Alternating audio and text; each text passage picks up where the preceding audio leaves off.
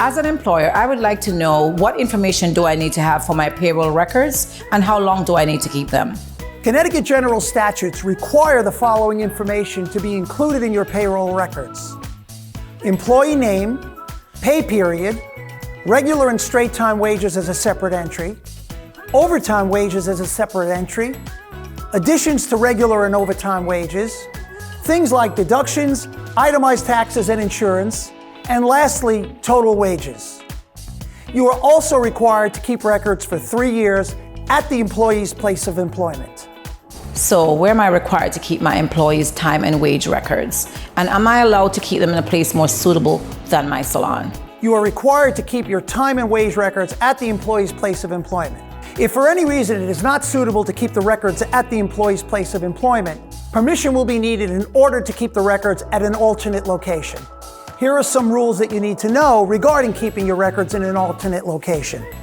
A permission letter is needed and should be maintained at your business. When needed to be inspected, records are to be produced within 24 hours if maintained in-state and 72 hours if maintained out of state. Current records are required to remain on-site and be made available for inspection. Working certificates for minors are to remain on-site. Granting of permission is contingent on compliance with all wage and hour laws. The Labor Department reserves the right to revoke permission at any time. My employee's cash register is always coming up short. I want to deduct the difference from their pay. Am I allowed to do that? It is not permissible to require an employee to reimburse you because of wrongdoing that results in the process of the employee performing his or her duty. Such wrongdoing is regarded as a cost of doing business. However, if you have evidence that an employee has committed a criminal act, the proper procedure would be to bring the matter to the attention of law enforcement. I'm looking to hire a 16-year-old. Given that they're a minor, what's the process for hiring? The first thing you need to know is that it is required that all employees under the age of 18 obtain a Statement of Age Working Papers form to certify the age of the employee from the superintendent of schools in the town in which the employee resides. The following actions must be taken. Employers must provide the employee a promise of employment letter offering a position of employment. The promise of employment letter must be authorized and signed by a company official and dated, and this includes the name and address of the employer.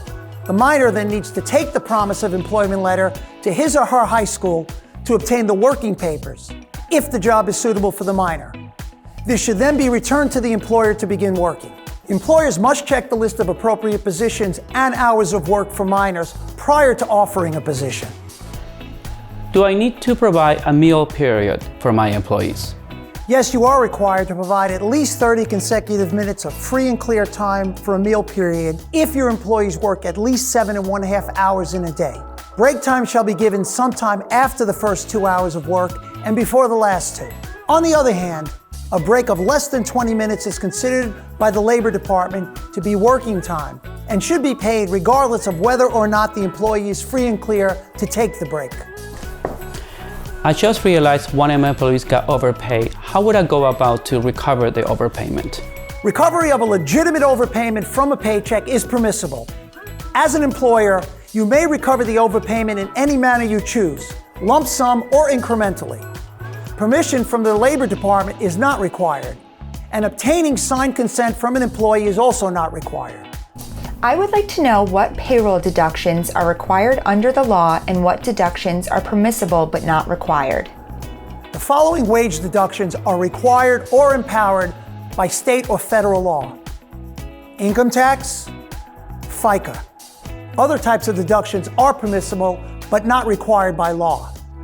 In these types of deductions, the employer is required to obtain the employee's consent on a form approved by the Commissioner of Labor.